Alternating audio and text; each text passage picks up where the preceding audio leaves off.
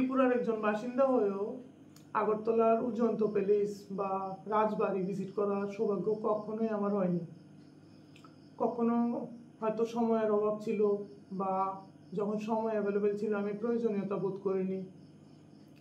আমি ছিলাম আগরতলায় বেশ কয়েক বছর, এছাড়া এখনও কিন্তু প্রায় প্রতি মাসে বা 2 মাসে একবার আগরতলা ভিজিট করি। কিন্তু এই কিছুদিন আগে প্রথমবার আমি উজ্জন্ত প্যালেস ভিজিট করলাম। ভিজিট করার পর যে রিয়েলাইজেশনটা আমার মাইন্ডে এলো, ওটা আজকে আমি শেয়ার করতে চাইছি। ওটা এই কারণে আমি শেয়ার করতে চাইছি, অবভিয়াসলি এটা এখানে হয়তো আপনারা সবাই গেছেন, হয়তো আমার থেকে বেশি আমি একবার গেছি, আপনারা হয়তো কেউ 5-6 বারও গেছেন। আমি জানি আমার বন্ধু বান্ধব এমন অনেকে আছে, ওরা প্রায়শই প্রায় প্রতি বছরই বা প্রতি বছর 2-3 বারও উজ্জন্ত প্যালেস ভিজিট করে। কিন্তু আজকে আমি ভিডিওটা করছি কারণ এই পয়েন্টটা আজকে আমি আমাদের রাজ্য সরকারের পর্যটন দপ্তরের কানে পৌঁছে দিতে চাই। আমার যে পয়েন্ট অফ ভিউটা, এটা একটা একটা নেগেটিভ সেন্সে না, পজিটিভ সেন্সে আমি আজকে আমার কথাটা তুলে ধরতে চাইছি। দেখুন, উজ্জন্ত প্যালেস ভিজিট করার আগে আমি দিল্লির রেড ফোর্ট ভিজিট করেছি, কলকাতার ভিক্টোরিয়া মেমোরিয়াল ভিজিট করেছি।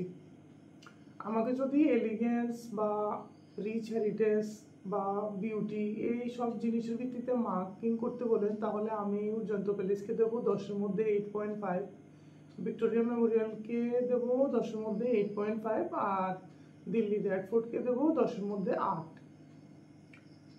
কিন্তু যে পরিমাণে দর্শনার্থী বাকি দুটো টুরিস্ট স্পটে আসেন, এর অর্ধেকও আমাদের রাজবাড়িতে আসেন না। এর যে কারণটা আমার মনে হচ্ছে, ওয়ান অ্যান্ড অনলি রিজন, এটা হচ্ছে মার্কেটিং, ল্যাক অফ মার্কেটিং করা হয়নি। কিন্তু আমরা যদি গুগলে সার্চ করি top 20 tourist destinations in India বা টপ 30 বা ইউটিউবে সার্চ করি, কখনোই কিন্তু উজ্জন্ত প্যালেসের নাম আসে না। কারণ অনেকেই জানে না উজ্জন্ত প্যালেসের ব্যাপারে। কিন্তু লিস্টটা যদি 20 হোক বা 25 বা 30, যে কোনো একটাই লিস্ট হোক না কেন, এর মধ্যে কিন্তু ভিক্টোরিয়া মেমোরিয়ালের নামও থাকে, রেড ফোর্টের নামও থাকে। তো এখানে মার্কেটিংটা যতটা দরকার ছিল অতটা হয়নি। কিন্তু ইনফ্যাক্ট ত্রিপুরার যে বাকি টুরিস্ট ডেস্টিনেশনসগুলো আছে, উদয়পুরে ত্রিপুরেশ্বরী মন্দির ছাড়া, তা কসবা কালীবাড়ি হোক বা নীরমহল বা সিপাহীজলা, ওখানেও কিন্তু সেম প্রবলেম, মার্কেটিং করা হয়নি, মানুষ জানে না। ত্রিপুরার মানুষ তো জানে, ত্রিপুরার বাইরের মানুষ, নর্থ ইস্টের মানুষ বা ওয়েস্ট বেঙ্গল বা বিহার, ইউপি, হরিয়ানা, পাঞ্জাব, ওসব জায়গার মানুষ জানে না, অনেকেই জানে না। ইনফ্যাক্ট নর্থ ইন্ডিয়াতে আমি থেকেছি, নর্থ ইন্ডিয়ার মনে হয় 99% মানুষই জানবে না ত্রিপুরার যে এই যে টুরিস্ট স্পটগুলো আছে, অত সুন্দর, অত ভালো টুরিস্ট স্পট। তো এখানে আরেকটা জিনিস যেটা আমি ফিল করেছি, ওটা হচ্ছে ফেসিলিটিস। কিন্তু টুরিস্টরা কিন্তু সবসময় ফেসিলিটিস এক্সপেক্ট করেন। Facilities in terms of transportation, in terms of food, in terms of shopping options বা থাকার ব্যবস্থা, ওইসব জিনিসগুলো কিন্তু মানুষ এক্সপেক্ট করে। হয়তো একটা পরিবার দেখার জন্য আসলেন, একটা রাত্র থাকার ইচ্ছা ওনাদের, একটা রাত্র থাকলেন, পরের দিন চলে গেলেন, বা দুটো রাত্র থাকলেন এখানে, কিছু শপিং করার ইচ্ছা বা আশেপাশের যে ডেস্টিনেশনগুলো ওগুলো এক্সপ্লোর করার ইচ্ছা, ওই ফেসিলিটিসগুলো কিন্তু বাইরের যতগুলো টুরিস্ট স্পট আমি ভিজিট করেছি, তা রিলিজিয়াস হোক বা হিস্টোরিক্যাল হোক, সবগুলোতে কিন্তু ফেসিলিটিসগুলো আমি পেয়েছি। কিন্তু এখানকার নীরমহল, সিপাহীজলা বা যে টুরিস্ট স্পটগুলো আছে মোস্টলি, ফেসিলিটিসগুলো কিন্তু নেই। তো হয়তো একটা পরিবার আসলো, যখন ওনারা প্রবলেম ফেস করলেন, তখন ওনারা গিয়ে বলবেন কি ওখানে ফেসিলিটিস নেই, থাকার ব্যবস্থা নেই বা গাড়ি ভাড়া বেশি।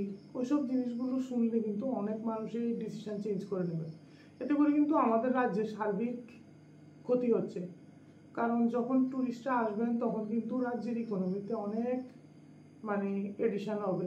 একে তো আমরা ট্যাক্স পাচ্ছি, আমাদের সরকার ট্যাক্স পাচ্ছেন, যারা হোটেলের মালিক ওনারা হোটেল ভাড়া পাচ্ছেন, যারা রেস্টুরেন্টের মালিক ওনারা খাবার বিক্রি করতে পারছেন, বা কাপড় চোপড় বা শোপিস বা মানে বিভিন্ন রকমের যে ইয়েগুলো অ্যাসেসরিজগুলি বা রিলেটেড জিনিসগুলো ওগুলোতে কিন্তু সেল আউট হচ্ছে। সেল আউট হওয়ার পর কিন্তু টাকা আমাদের রাজ্যে টাকা আসছে। তো এই জিনিসগুলো কিন্তু ডেভেলপ করা দরকার। বা পরিষ্কার পরিচ্ছন্নতায় কিছুদিন আগে আমি সিপাহীজলাও গেছিলাম। তো সিপাহীজলা দেখলাম ওখানে নিট অ্যান্ড ক্লিন নেই, মানে বসার জায়গা নেই, সব নোংরা হয়ে আছে, যোগাযোগ ব্যবস্থা খারাপ। 500 টাকা মানে ওই মেইন রোড থেকে চিড়িয়াখানা অবধি যেতে 500 টাকা লাগে, কারণ রাস্তা খারাপ। তো এইসব জিনিস দেখলে কখনোই কিন্তু টুরিস্টরা আসবেন না।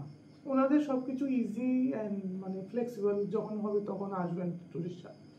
তো আমার রাজ্য সরকারের পর্যটন দপ্তরের কাছে আমার বিনম্র আবেদন, স্যার আপনারা প্লিজ মানে এই জিনিসটা দেখবেন।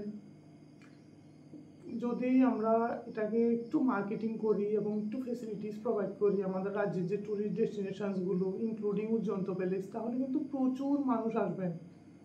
মানে তাজমহলে আমি যখন লাস্ট টাইম গেছিলাম তখন আমি জিজ্ঞেস করেছিলাম কি এখানে পিক সিজনে কত মানুষ আসেন, তখন উনি বললেন 25,000, 25 থেকে 30,000ও আসেন কখনো।